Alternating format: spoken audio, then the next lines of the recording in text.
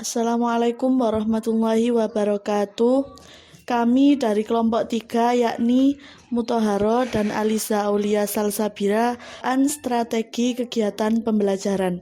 Sebelum memulai presentasi, yang saya hormati kepada dosen pembimbing mata kuliah ini dan teman-teman rekanku semua yang berbahagia. Sebelum memulai presentasi ini, marilah kita Al-Fatihah agar apa yang kita cita-citakan dan apa yang kita pelajari selama ini dapat bermanfaat bagi kita semua. Ala hadiniya wa ala kulli niyatin sholihah. Al-Fatihah. Baik, terima kasih teman-teman semuanya.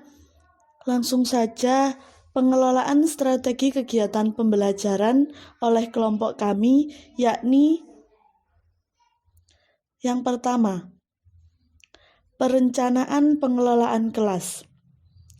Pengelolaan kelas tidak sekedar pada hal-hal teknis atau menyangkut strategi belaka, namun lebih menyangkut faktor-faktor pribadi peserta didik yang ada di dalam kelas tersebut. Pengelolaan kelas yang ditekankan pada bagaimana pengelolaan pribadi-pribadi yang akan lebih menolong dan mendukung. Sumber Manajer Pendidikan volume 10 nomor 5 November tahun 2016.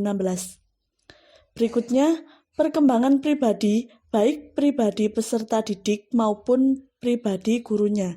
Pada hakikatnya, pengelolaan harus direncanakan agar pelaksanaannya memiliki arah dan tujuan yang jelas. Kemudian, peran guru dalam implementasi perencanaan pengelolaan kelas dalam proses pembelajaran di antaranya adalah menetapkan apa yang akan, kapan, bagaimana, cara pelaksanaan perencanaan tersebut. Yang kedua, membatasi sasaran dan menetapkan pelaksanaan pekerja untuk mencapai hasil yang maksimal. Mengembangkan alternatif tindakan, mengumpulkan dan menganalisis informasi serta mempersiapkan dengan mengkomunikasi rencana dengan keputusan. Guru diharapkan merencanakan dan menyampaikan pengajaran dalam pengelolaan. Yang kedua, pengawasan kelas. Pengawasan pengelolaan kelas dilaksanakan secara berkelanjutan oleh kepala sekolah. Tujuan utamanya yakni dapat membangkitkan dan mendorong semangat guru dan tenaga administrasi untuk menjalankan tugas dengan sebaik-baiknya. Agar guru dan tenaga administrasi lainnya dapat memperbaiki kekurangannya dan kemudian berusaha bersama-sama mengembangkan, mencari, dan menggunakan metode baru dalam kemajuan proses belajar mengajar. Selanjutnya akan disampaikan oleh Aulia Salsabila.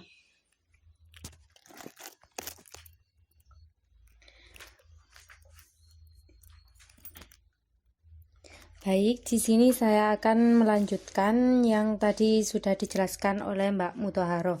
Yang ketiga, yaitu faktor pendukung dan penghambat.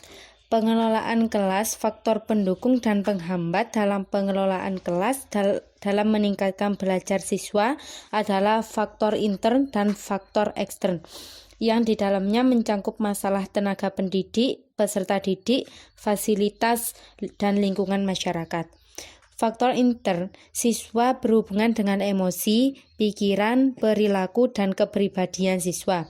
Sedangkan faktor ekstern berhubungan dengan lingkungan tempat belajar, penempatan siswa, pengelompokan siswa, dan sejumlah siswa. Faktor guru juga mempengaruhi dalam upaya pengelolaan kelas menyangkut masalah sosial emosionalnya. Faktor pendukung dan penghambat pengelolaan kelas ada dua, yaitu faktor intern siswa dan faktor ekstern siswa. Kondisi sosial emosional guru. Kondisi sosial emosional meliputi yang pertama, tipe kepemimpinan guru, bahwa peran guru akan mewarnai suasana emosional di dalam kelas. Apa yang dilakukan guru dalam melaksanakan pembelajaran akan memberikan dampak pengaruh terhadap siswa, apakah itu baik atau buruk. Yang kedua, sikap guru. Sikap guru dalam menghadapi siswa harus selalu terkendali dan tetap menjalin hubungan yang baik dengan siswa yang bermasalah. Banyaknya faktor yang dapat mempengaruhi dan menghambat di dalam pengelolaan kelas dalam meningkatkan belajar siswa, sehingga perlu diperhatikan oleh guru. Pengelolaan kelas dalam meningkatkan belajar siswa dilakukan dengan membuat perencanaan dan melaksanaan perencanaan pengelolaan kelas dengan menerapkan prinsip dan pendekatan pengelolaan kelas, serta pengawasan pengelolaan kelas dilakukan secara berkelanjutan dengan memperhatikan faktor pendukung dan penghambatnya.